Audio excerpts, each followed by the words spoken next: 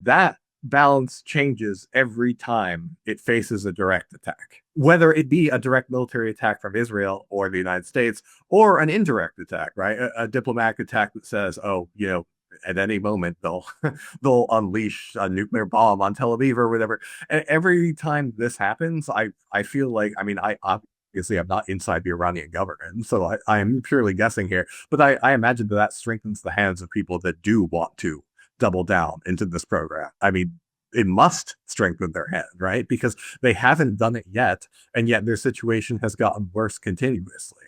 At some point, it's going to be, what is there left to lose?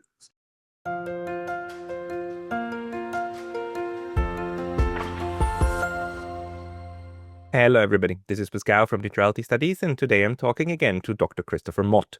Chris is a scholar at the Institute for Peace and Diplomacy, and he's the author of the book The Formless Empire, a short history of diplomacy and warfare in Central Asia.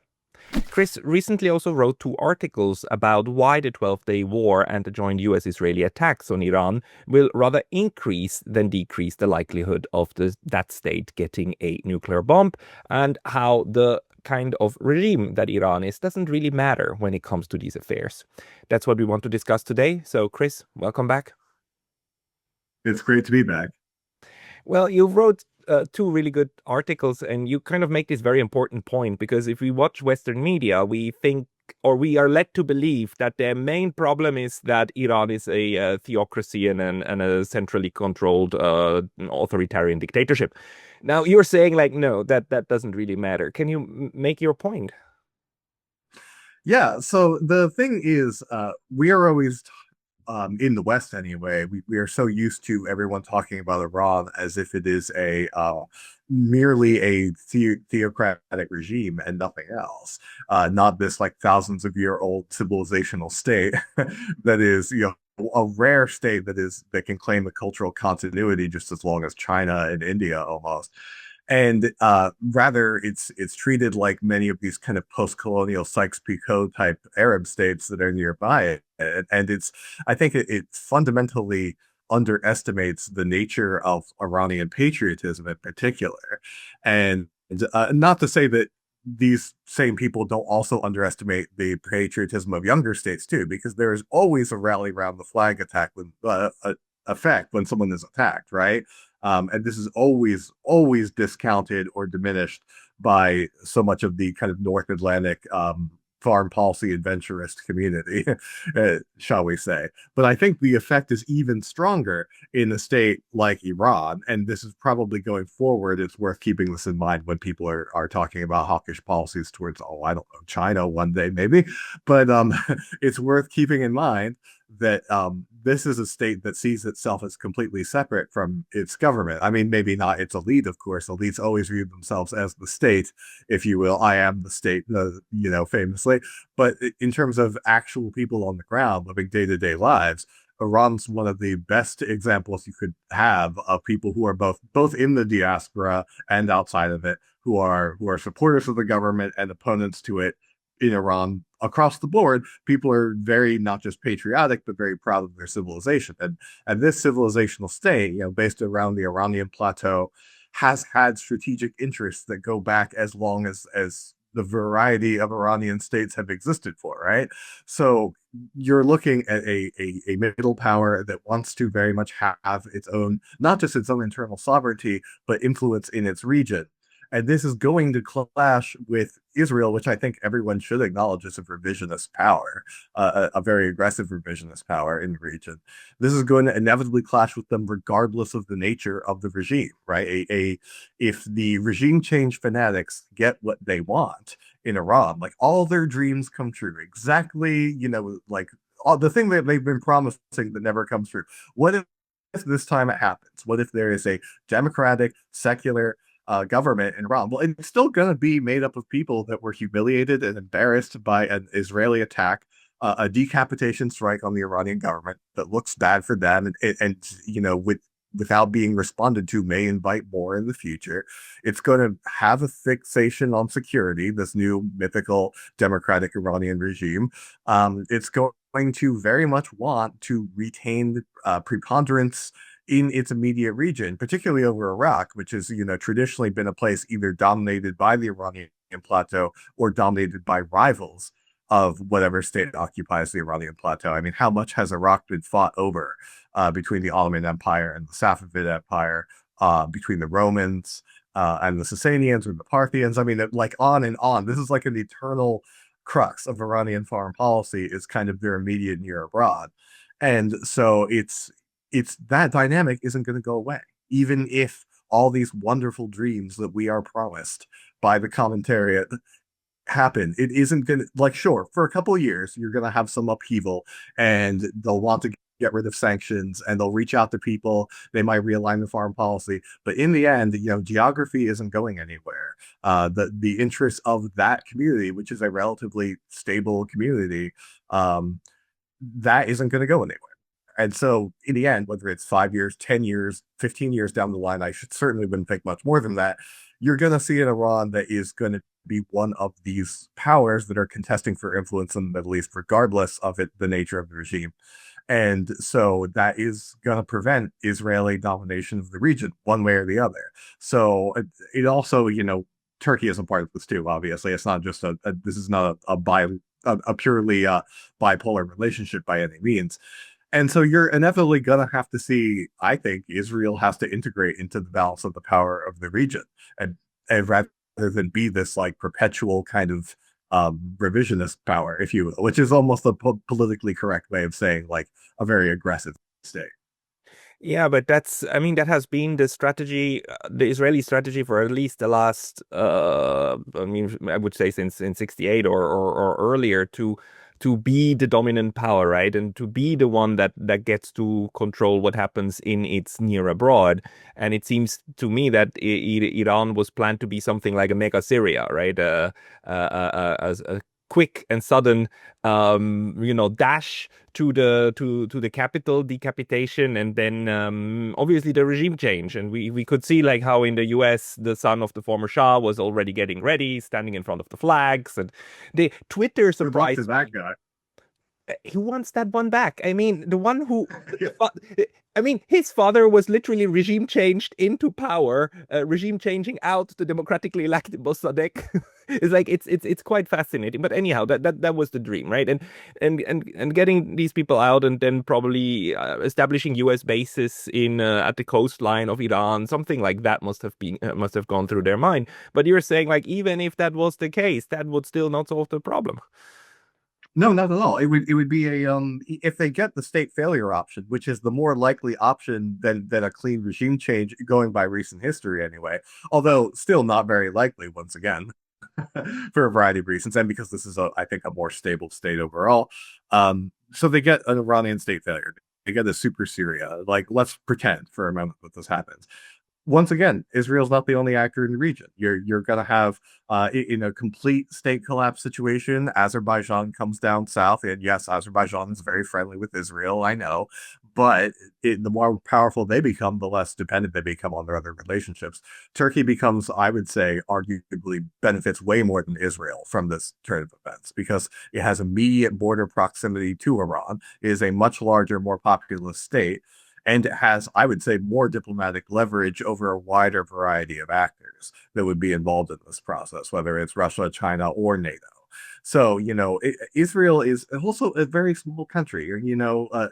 Israel and Iran, this is not actually all that comparable. Israel's really going over it's carrying over its US funding advantage and its technological edge, but those are the only edges it has. In the long run, if anything, those advantages might go away, especially if the Iranian government turned into one that wasn't being sanctioned all the time and didn't have religious fatwas against, shall we say, certain kinds of weapons research. So I definitely see that, like, whether it's state failure or regime change or some hybrid of both, neither of which I see is the most likely scenario anyway. In no way does Israel become a regional hegemon. Like, even if they get every single thing they want and they never have to worry about Iran for the next generation, then that just brings forward the Turkey issue, right? Already, Turkey and Israel are kind of meeting in Syria. They've kind of, shall we say, Molotov Ribbentrop to that country, and now they're kind of immediately touching. But Turkey immediately touches Iran in a way that Israel never could. And this is going to be, I think, honestly, they weaken in Iran critically, they will not be the primary benefit. They will not gain the main benefit, and then Turkey and Israel are going to have a fallout with each other because Israel once again refuses to integrate into the region. So it's going to be a problem. It is going to be a problem, but something we are now seeing, it seems to me that we are entering this stage in which the sanctity of borders is now really only a remnant of international law, and where we see the redrawing of borders. Either I mean we see it in Europe, we see it with what Russia is trying to achieve in Ukraine. We see it in the Balkans with what the fact that NATO just created with Kosovo. And now we see it in the Middle East, West Asia, where Israel apparently, I mean, I read that Syria is now seriously, I mean, the new Syrian government, Mr. Jolani, is considering to actually give the Golan Heights to Israel. It's like, okay, here we recognize it as yours, and this redrawing, and of course, like the Gaza and the West Bank, we can clearly see how these two entities are now being like raised bit by bit, one much faster than the other. So the redrawing of the border seems to be going on, and I wonder whether this idea of splitting the region into even more small little factions is something that's going through U.S. policy makers and Israeli minds. If you can break up Iran into 15 successor states, well, that might solve the problem. Well, one thing you definitely see in I think more of the maybe less mainstream but not non-mainstream commentary from both the U.S. and Israel is a lot of fixation on the Kurds, right? Hmm. They really, really like the Kurdish issue.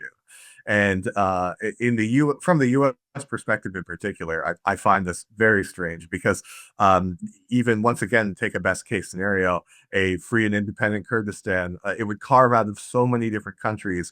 It would be immediately hated and attacked by all of those countries. And unlike Israel, it would be landlocked. Right? It would be a completely landlocked country in the Middle East that would be dependent on outside support. How is that remotely sustainable?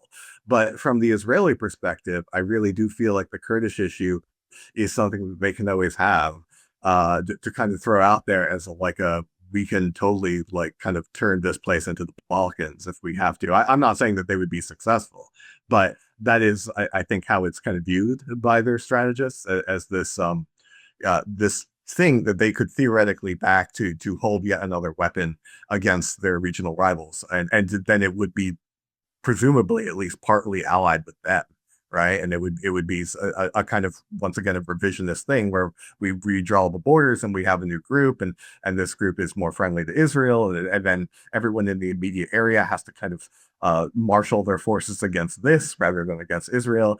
So yeah, I would imagine that stuff like that is being thought of constantly. How you can use different minority communities. I mean, look what's happened in Syria. The Druze in Syria. There's a big Druze population in Israel, and they tend to be pro-Israeli. But the Druze in Syria were pro not uniformly, but a lot of them were pro-Assad during the civil war, right?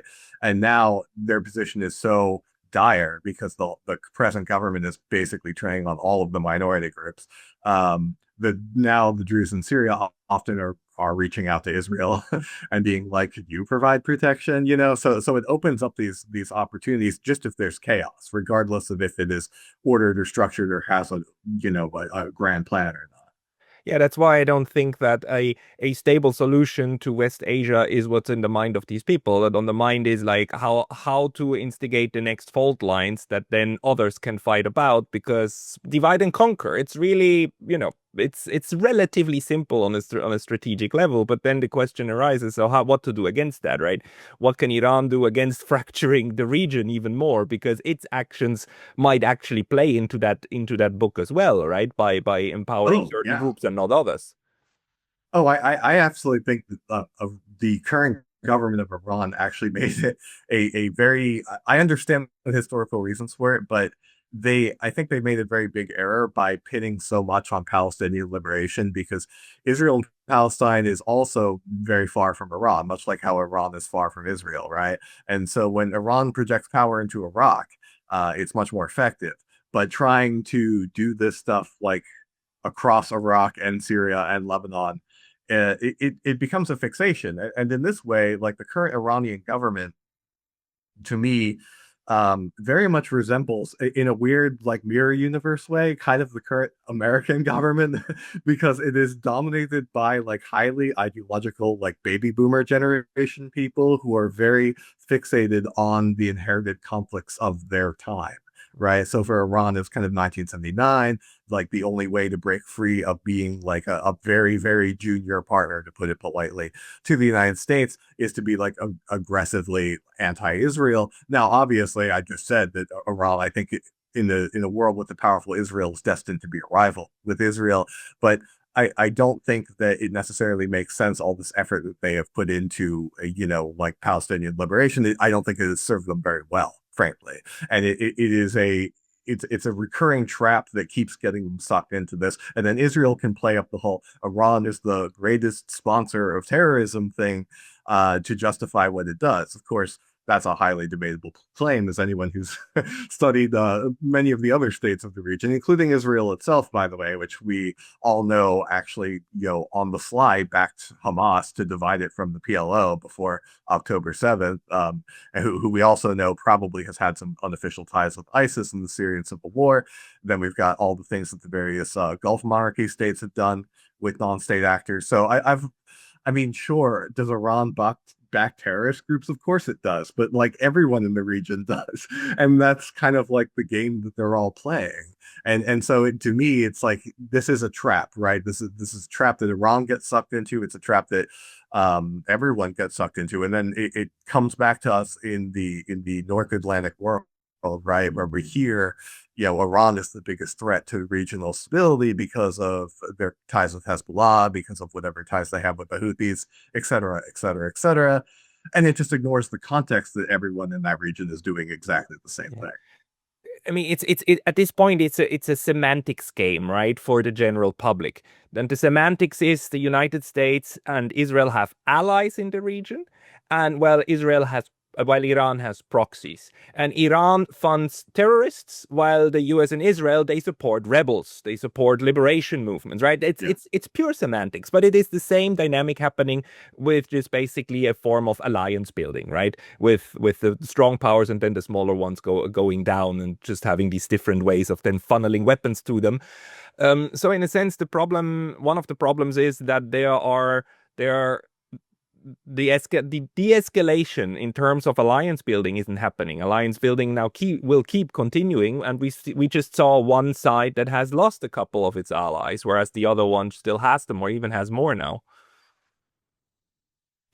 I strongly suspect that one of the reasons that this like kind of unnecessary Israeli decapitation strike occurred is because they feel that this is the chance, right? Like the timetables work. Hezbollah is knocked out at least temporarily. The Palestinians are on the back foot, to put it mildly. Syria is out of the game. I think Syria was the critical linchpin in a way of kind of keeping Israel in check, or at least more focused on its near abroad. Now is the time they do it, right? If we got two out of three, or three out of four of our opponents like really knocked down, maybe we can get the last one too. Maybe this is the time to go. And so there is an incentive there for many people in the Israeli government to sabotage diplomacy actively right now, because they might not get as good of a deal later. Whether that be because Iran's position is strengthened, or because the U.S. it has a less militarized perspective of the matter in the future, which could just be demographic too. I mean, it's increasingly apparent that everyone in the U.S. Under a certain age, well, not everyone, but you know what I mean, proportionally speaking, like Israeli sport, which was extremely popular with the older generations, to put it mildly, across the ideological spectrum, it's now almost the inverse, right? If you look at anyone under 50 years old, overwhelmingly negative attitudes towards Israel, once again, across the ideological spectrum. And we all know who pays the most of any foreign supporters to Israel and its military. It's the US. So I think that they're thinking a lot of things are now on a ticking clock, right? So this is the chance. If you're going to really hit their big foe, if you're really going to send a message across the region, now is the time to, go after Iran. Now this failed. I mean, this strategy hit a brick wall a little bit, like how the United States strategy with Afghanistan at some point just hit a brick wall that you couldn't use all of that even with all the military power, you cannot overcome that final wall. So what does this, in your view, now do? Because you also wrote about, this constant question of the nuclear weapons. And although Iran has a fatwa against these weapons, I also believe that, I mean, this episode just was very, very clear indication that, um, nuclear weapons might just be the only thing that saves you at the end of the day, because diplomacy doesn't, even the NPT doesn't. The West is now officially saying, including Europe, we don't care about the NPT. We don't give a damn. Anything that's written in there, if we disagree with it, then you cannot have it. And so with Article 2 of the UN Charter, it's now, on black and white. It's like the dirty work. So what does this send a message for states who actually look at this realistically? I mean, I've been thinking about this ever since the fall of Gaddafi, honestly, because Gaddafi saw what happened to Iraq. Iraq didn't actually have much in the way of, they had originally a weapons of mass destruction program, but they didn't keep it going. And it was because they didn't keep it going that perhaps they were so easy to take out as a government, even ignoring all the rest that came after wasn't very easy, but you know what I mean. Um, Gaddafi saw that as his diplomatic opening to the West, right? He could say, I'm ending the Libyan weapons of mass destruction program. And in so doing, lift your sanctions on me, restore me to diplomatic normalcy, etc. And, for a couple of years, that worked. But then a bunch of NATO countries decided that they wanted to get rid of him when the opportunity arose in the Arab Spring, and they did. And ever since that point, I've been thinking, and I know I'm not the only one, why would you ever give up your weapons of mass destruction? Especially because that was happening at the same time that North Korea was clearly not being attacked and invaded. Now, there's other reasons for that. North Korea has a kind of defensive alliance with China. No one's going to take on China. No one wants to fight a land war with a very large army on the Korean Peninsula. But once again, that's also a deterrence factor, right? North Korea had the strongest military of these so-called rogue states. But I would also argue that North Korea's nuclear weapons program isn't just, a a protection from the United States. I think it gives them a little bit more leverage with their nearby friends, Russia and China. Not that it's going to nuke them or anything, but you know what I mean. It's not a vassal state. It really is, and you have seen a much more independent line in North Korean foreign policy, I would say, in the past 10, 15 years.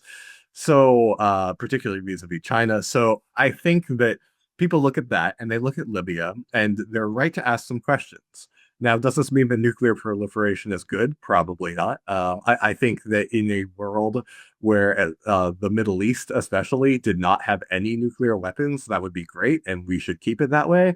But the problem that is so often overlooked, of course, is that there is a state in the Middle East that has nuclear weapons, even if not officially, right? And that state is Israel. It also happens to be a revisionist power. Maybe one of the reasons that it is a revisionist power is because it has a nuclear deterrent on the defense, which enables it to fully unleash its offensive capabilities. So while it would be ideal to not have nukes in the Middle East, I don't see the Israelis giving them up anytime soon.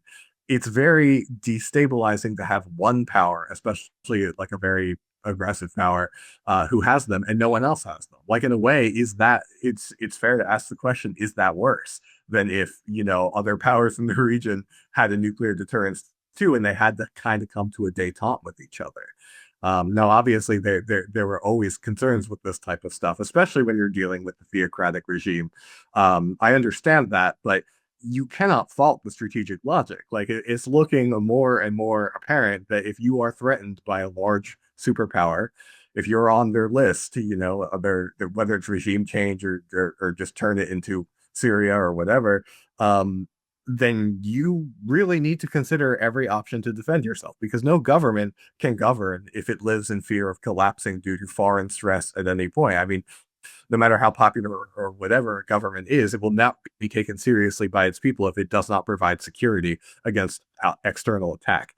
And so I think just seeing the blatant hypocrisy on the issue of weapons of mass destruction from the community that is supposed to police it and regulate it it's inevitable, not only that Iran would keep looking at this, unless it's part of a greater deal that secures their sovereignty and independence from Israel. They're under a lot of pressure right now. That could happen.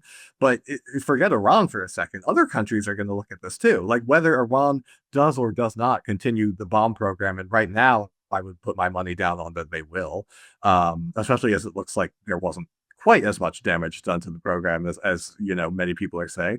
But even if they don't, even if they view this as a diplomatic off ramp to have more normal relations, which would be great, at least in the short term, from my perspective, other countries are going to say, well, I don't want that to happen to me. Just look at that decapitation strike. Like who would ever, you would want to build up as many deterrents as possible to prevent something like that from happening to you. Like I've seen people compare this to Pearl Harbor, but this isn't at all like Pearl Harbor. Like this would be like if somehow the Japanese Navy had seized the Panama Canal and then been able to launch aircraft carrier attacks on Washington D.C. and like kill a bunch of people in the White House. Like the degree of to which this huge attack, which by the way will definitely poison Iranian feelings towards Israel, no matter once again what the government they have. Um, just other countries seeing this, they have to be thinking like we need to proof ourselves from this kind of like whatever it was, whether it's regime change or just chaos sowing. Like we have to hunker down, and so I think more countries in the world will seriously look at weapons of mass destruction when they are faced with this kind of alternative. Because if they don't have the technological advantages or the size advantages of the countries that are targeting them, then they have to equalize the playing field somehow. And so it will be inevitable a part of the future security dilemma. Now, the interesting thing, of course, is that this is a rational kind of Western IR realism way of looking at this, and I do agree with it. That's what logically follows from these actions. The interesting thing is that the one thing that keeps Iran from actually having this nuclear weapons program is their religious beliefs. I mean, the religious beliefs that in the general public are depicted as this archaic kind of slaughter inducing barbarism is the thing that inspires Ayatollah Khomeini to have a fatwa on these weapons of mass destruction because it's not compatible with Islam. Can you speak to that a little bit and how I mean, what's the chances, the likelihood that this theological argument against nuclear weapons might go away? Well, that's the question right now, isn't it? I would be lying if I said I know what it means for the present government, but I think that every single time that their sovereignty is threatened, it's going to inevitably push more and more people in the IRGC towards like weaponization of the nuclear program, just as a defensive measure. But the one thing, and this was the nuclear point was the central piece of my argument with the American conservative, but here I can link that to the piece I wrote for Unheard about like more the Iranian internal politics element. I think that younger Iranians do generally have a pretty low opinion of the government, right? And I also think that there is a strong towards turn away from the overt religiousness of the government too. I think Westerners are incorrect to view this as the Iranian people wanting to be Western. I think that's a very common and narcissistic delusion that many kind of North Atlantic liberals have about other countries, right? But I do think that a lot of them want change. And I also think I wouldn't be surprised if younger people in the security establishment secretly feel the same, right? So what you could get is a a much vaunted regime change that clears the field for a nuclear Iran in a way, because you have a much more secular government that says this stupid fatwa stuff is the reason that Israel could kick us around. And we're going to put our interests ahead of like arcane theological concerns, and we are going to be a nuclear power in the future. Maybe not immediately, but we're going to look into it because, like, why should we have a fatwa that weakens us, right? We want to be a strong and national government, and we were held back by these Islamists who put Arab concerns first, rather than like true Iran, which predates Islam, etc. Like you can this is a very feasible way that this could all go down, right? And therefore, the Western best case scenario actually is the one that is most likely to lead with an Iran that actually has a kind of some kind of extra deterrent that it might not have now, whether it's nuclear or chemical or what have you. Yeah, so it's, and let's not forget, like the strikes that Iran executed on the decapitation front, they took out all of the older generation, actually. They took out the very people who were still like embedded in that kind of thinking. So what kind of newer and younger interpretations of security are now bubbling up or already are in power?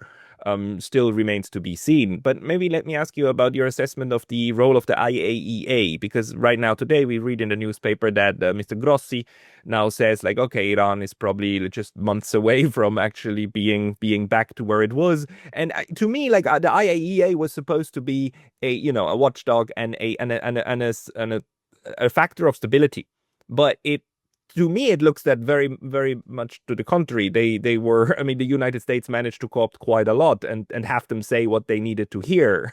What's your interpretation? Yeah, I really struggled to read that one. Um, I'm not sure that I could offer anything that you haven't said yourself. I would just say that the one thing that always comes up to me when this issue comes up, whether it's from the IAEA or even just the media talking about it in general, is we have been told that Iran is on the precipice of nuclear weapon for I don't know 30 years now. And this is either the world's longest precipice or they have been intentionally holding back, right? And in either of those circumstances, they're either further away than we think, and everyone's ginning this up as an excuse to be hawkish towards Iran, or they have been on the precipice and they have just intentionally not gone there because they haven't felt the need to go there yet, right? It's so the threat of it happening might be more diplomatically useful than the reality. That balance changes every time it faces a direct attack, right? So every single time, whether it be a direct military attack from Israel or the United States, or an indirect attack, right? A diplomatic attack that says, oh, at any moment they'll unleash a nuclear bomb on Tel Aviv or whatever. And every time this happens, I feel like, I mean, I obviously I'm not inside the Iranian government, so I'm purely guessing here, but I imagine that strengthens the hands of people that do want to double down into this program because I mean it must strengthen their hand, right? Because they haven't done it yet, and yet their situation has gotten worse continuously. At some point, it's going to be what is there left to lose. So, but as specifically when it comes to the IAEA, I have no idea. I just it's hard to take it seriously right now. I mean, the double standards are part of the most. I mean, that's part of all of this, right? Is how they analyze the situation in Iran versus other countries. I Everyone sees it. Yeah. Yeah, but this is so frustrating because the IAEA, just like the OPCW, when it comes to Syria, they're supposed to have a outside inspection function in order to reassure everybody that of what's going on. And that in and of itself is a good idea. It's an idea to create stability. But we see in both cases how Western powers were able to subvert these institutions in order then to use them to justify their aggression, even against better knowledge. It begs the question, how do we change that? Because, the IAEA is based in Austria because Austria is neutral and the IAEA is supposed to, be a secondary beneficiary of that, just like the Red Cross of the Swiss neutrality and, to be an arbiter. But they don't work as such. What would be the right way of reinitializing that kind of supervision idea in this multipolar world? That's a really good question. I'm not sure that I have an answer to that. I do think that before you get to the obvious constructive side, I'm glad you brought up Syria and OPCW, by the way, because I think there first needs to be a serious reckoning with past things that have happened, right?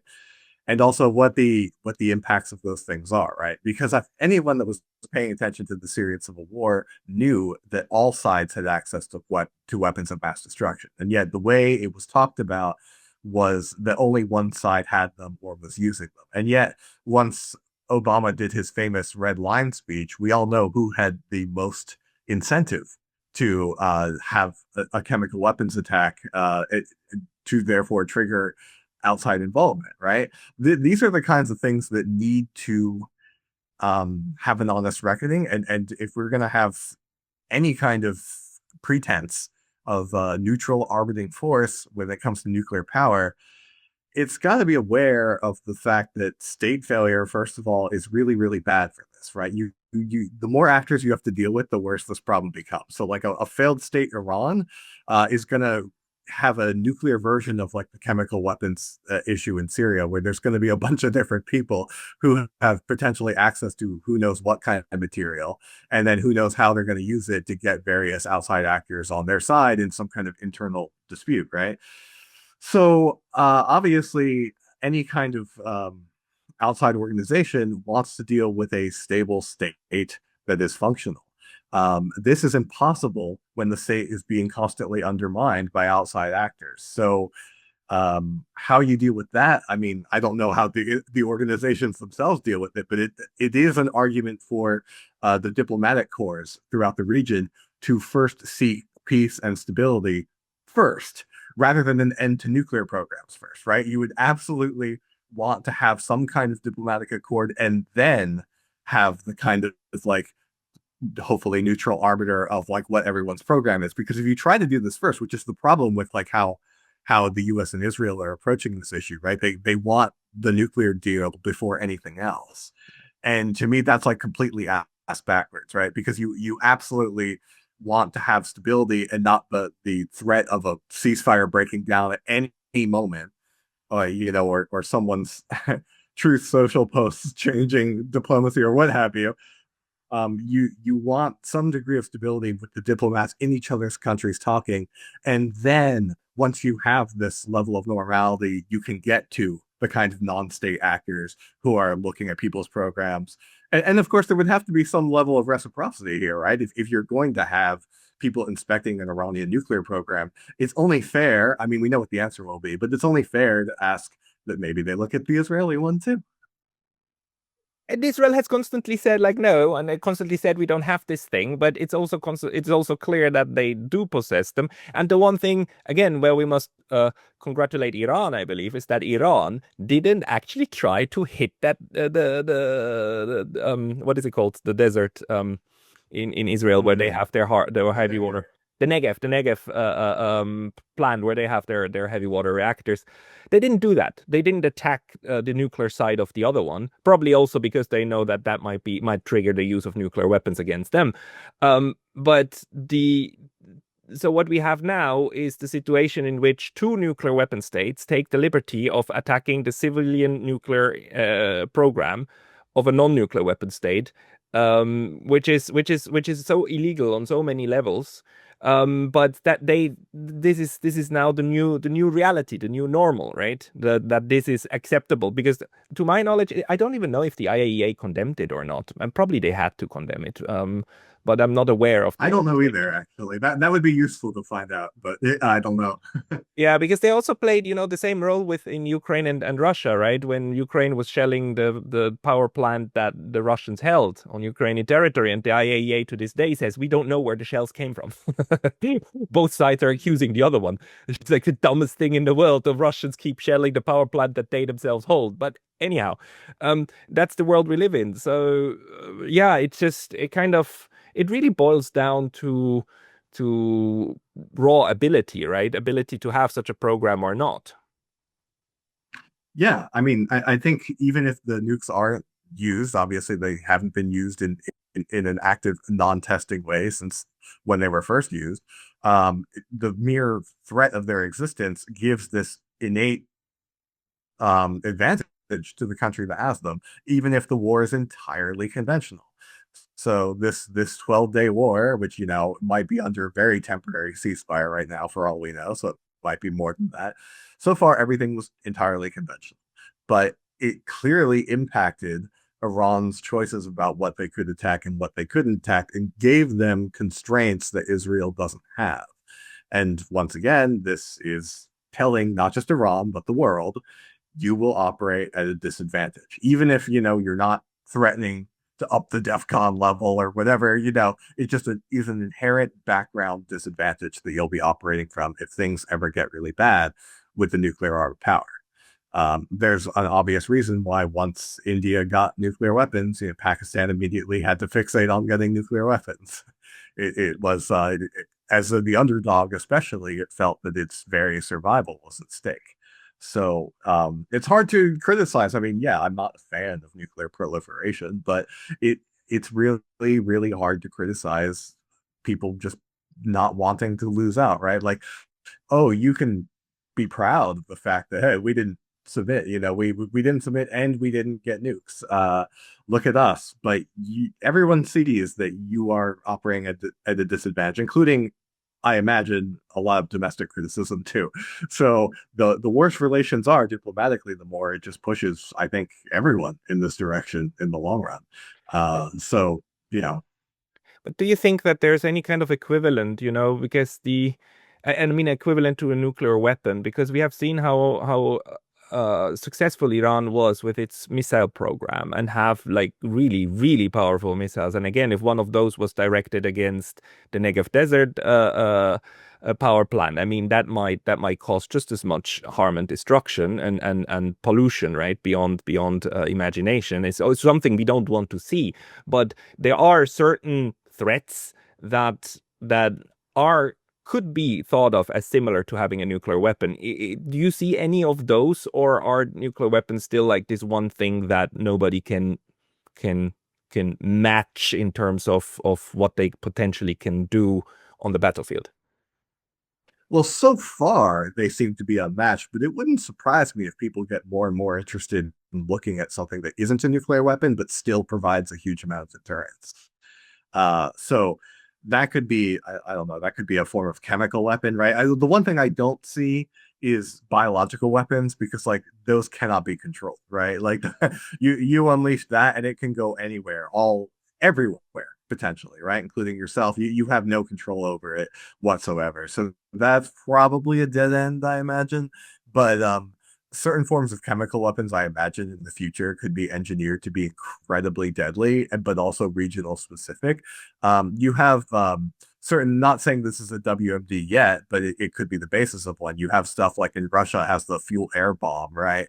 Where it's like it uses like a vacuum. It's like a vacuum bomb, and it causes immense material destruction over a very large landmass, but it's not, it doesn't create radioactive fallout or anything like that. It's basically just, a big fireball that then creates like a big suction air pocket.